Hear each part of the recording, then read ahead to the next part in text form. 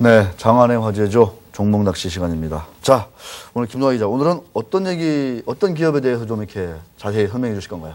네, 오늘 소개해 볼 종목은 최근에 좀 주목을 받는 회사인데요. KMH라는 회사입니다. KMH? 예. KMH. 참, 이 이름만 보면 도대체 뭐 하는 회사일까? 예. 네. 자, 이 회사는 도대체 사장님 이니셜도 아니고. 네, 어떤 걸 하는 회사입니까? 네.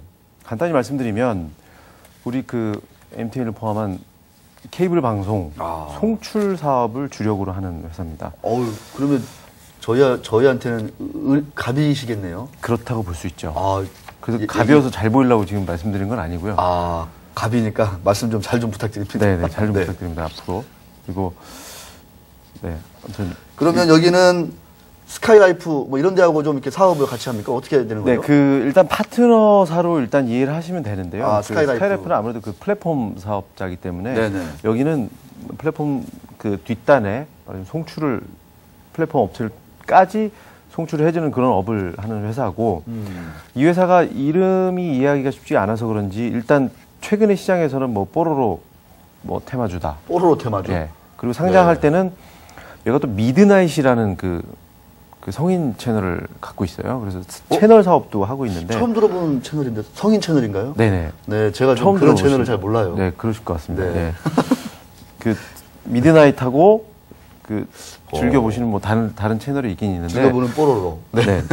그 성인 방송이 몇 개 안 되죠. 근데 미드나잇을 갖고 있고 미드나잇을 포함해서 D1, 엠플렉스, 그것도 D1 플러스라는 그 채널 포함해서 네 개 채널 사업을 하면서 송출 사업을 하는 그런 회사입니다. 4개 채널도 가지고 있고, 네네. 케이블 송출 사업도 하고 있고. 네네, 그렇습니다. 그러면서 그 최근에 뽀로로 테마주다, 뭐 성인방송 채널이다, 이런 그 편견을 많이 갖게끔 했는데. 그러면 뽀로로 테마주하고는 좀 거리가 있는 건가요? 테마주하고는 좀 거리가 있는 것 같아요. 왜냐하면 주력 사업이 일단 그 송출 사업이고요.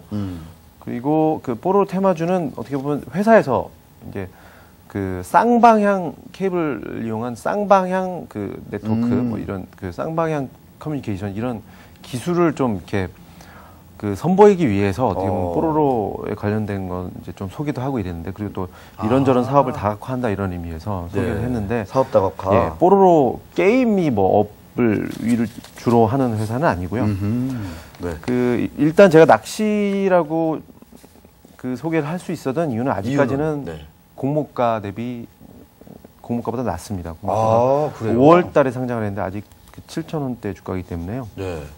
공모가를 하회하고 있고 그런데 일단 뭐 공모하고 나서 뭐 크게 실망을 한다든가 이럴 거는 없었던 것 같습니다. 그 마침 오늘 아침에 그 실적을 발표했는데 그 제가 지금 적어놓은 게 입력기 있는데 이게 날라가서 제가 정확히 기억은 못 하고 있습니다만 오늘 아침 그 공시가 나왔는데 한 그 매출도 한 40% 영업이익도 한 꾸준히 30% 이상 그 성장하는 그런 모습을 보여왔습니다. 그러니까 매년 그 이익률은 34% 가까운 그런 이익률을 최근에 나타내고 있습니다. 네. 그 오너께서 이렇게 지분을 더 사고 그러셨나요? 어떻습니까? 사실 그 상장을 하고 나서 그때 장이 워낙 안 좋았기 때문에 중소형주 거의 뭐 말할 수 없이 안 좋았기 때문에 그 주가가 계속 빠졌는데 그 대책 없이 빠졌는데 사실 공모를 한 그 오너 입장에서도 굉장히 애가 탔을 것 같은데요. 그러면서 그 자사주 매입을 했는데 어떻게 보면 그런 회사에서도 적극적으로 그 주가를 부양해야 된다 이런 의지를 보여주면서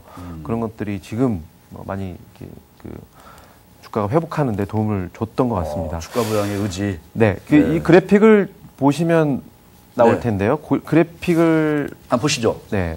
그래픽을 제가 보낸 게 있는데 일단 그 송출 서비스의 1위입니다. 별정 통신을 하고 있지만 1위인데 1위. 저 그래프를 보시면 지금 파란색, 짙은 파란색으로 된 KMH가 계속 늘고 있죠. 그러네요. 그리고 CJ 파워캐스트와 디지털 온미디어 어떻게 보면 CJ 계열인데 CJ 파워캐스트와 디지털 온미디어는 전부 그 채널들을 엄청나게 갖고 있으니까 그러니까 송출은 거기 다 맡긴다고 보고 그렇죠. 그럼 30여 개 뭐 50개 넘는 채널을 넘긴다고 보고 KMH 4개 채널밖에 없는데 다른 채널들을 가져오는 거니까 그럼 어떻게 가져올 수 있을까? 뭐 여러 가지 이유가 있을 겁니다. 뭐 가격 경쟁력 뭐 회사에서는 얘기를 하고 있고 그다음에 기술도 자체 개발해서 좋다고 얘기를 하고 있고요. 그리고 무엇보다 뭐 그런 요소도 있는 것 같아요. CJ 파워캐스트의 경우에는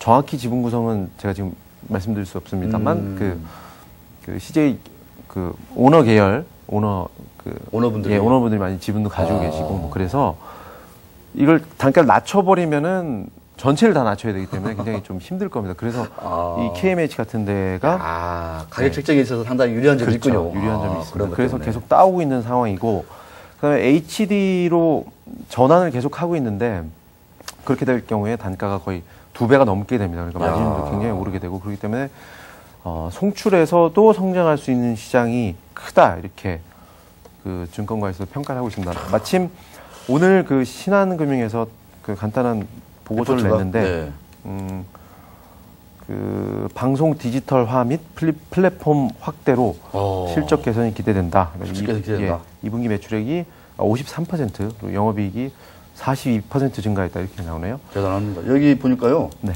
와 매출액이 전년 동기 대비 53%나 증가해서 100억을 넘었고요. 네.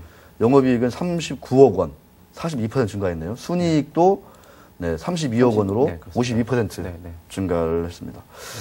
자, 이 차트를 보니까요. 거의 뭐 공모 첫날부터 한 반토막 났다가 그렇죠. 9,500원. 다시 또 거의 공모까지 근접하는 완벽한 V라인입니다. 완벽한. 네. 진짜 저렇게 V자가 가파른 골이 만들어질 수 있을까 싶을 정도로 전환 상환 우선주 이런 물량 부담 얘기도 있던데. 지금 상환 우선주는 없습니다. 최근에 공모주들 많이 그 주가가 하락한 그 근간에 이렇게 물량 부담이 있었는데 물론 그 벤처 물량은 있습니다. 벤처 물량하고 벤처 물량 있군요. 2대 주주가 자발적인 보호예술을 건 물량은 있는데 그 전환 상환 우선주처럼 그 자본으로 됐다가 갑자기 나타나는 그런 물량은 없고요. 벤처 물량이 화이텍?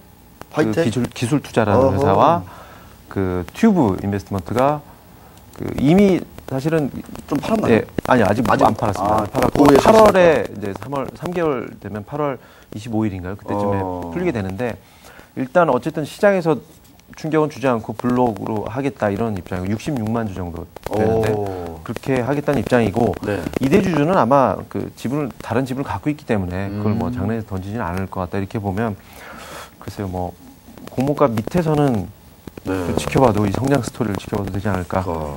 이게 이제 낚시를 생각하게 된 취지다 이렇게 말씀드릴 수 있을 것 같습니다. 네. 자, KMH. 50원 오른 7,700원에 거래가 되고 있습니다. 오너도 좀 사고 있고요. 자, 여기까지 종목 낚시 마치겠습니다. 한 2분, 3분 남았는데요. 네네. 자, 뒷담화. 오늘 가져오신 거 보니까 그들만의 주식 거래, 그들만의 리그, 이런 얘기 좀 적어 오셨는데 어떤 내용입니까? 그러니까 이게 간단하게 말씀드리기가 요약을 해야 될 텐데요. 한 3분 정도 남았습니다. 네, 일단 상장사 간 주식 거래가 증시에서는 굉장히 흔한 일이죠. 그런데 최근에 물론 이제 계열사나 전략적 제휴 회사들이 결속을 강화하기 위해서 서로 주식에 투자하고 이런 경우 많은데 글쎄요, 그 내부 정보를 접할 기회가 많은 그들만의 주식 거래가 이제 눈총을 사는 경우가 좀 최근에 있었습니다. 이제 고점에 팔던가 아니면 위기 순간에 먼저 파는 거죠. 최근에 네오이즈 주가가 연일 지금 폭등하고 있거든요. 네네네. 여기도 무슨 지분 거래가 있나요?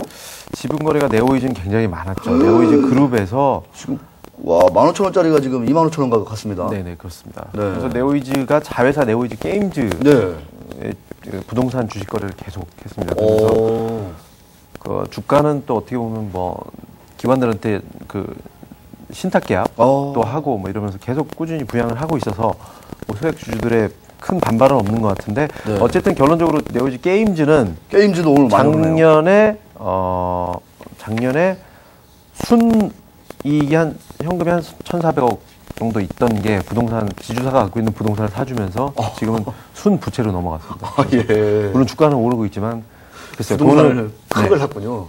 지주회사 걸 2차례에 걸쳐서 한 1,400억 넘게 샀습니다. 그런 거래에 있어서 뜸이라든가 그런 것들은 다 어떻게 보면 좀 이렇게 투명하게 좀 이렇게 처리가 되고 있나요? 어떻습니까? 어떻게 시장에서 거래되고 상장사끼리 하니까 어떻게 보면 가장 투명하다고 할 수 있는데 가장 투명한데 그래도 어떻게 보면 가장 투명하게 소액 주주들은 소외받는 이런 게 아닌가 이런 생각도 들고 그래서 최근에 삼성증권에서 굉장히 강하게 이건 네오이즈 게임주 투자자들의 이익을 명백하게 침해하는 행위다.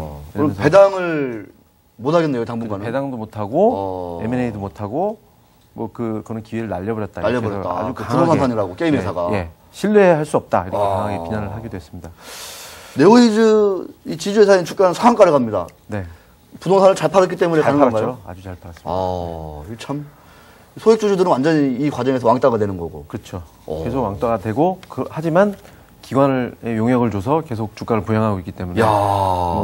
글쎄요. 아직까지는 윈인 게임이 아니고. 예, 네오이즈 그룹이 또 그런 일을 하시는군요. 네, 아주. 근데 머리가 그런 좋으신 것 생각이 같습니다. 듭니다. 예, 모두가 주가가 올라서 모두가 해피하다 이렇게 볼 수는 있지만, 글쎄요. 네오이즈 같은 중소기업 IT 회사가 이렇게 대기업들 하는 것처럼 서로 이렇게 지주사나 잘 배웠네요. 예, 잘 그런 모습으로 비춰지는 건 글쎄요. 자, 오늘 말씀 고맙습니다.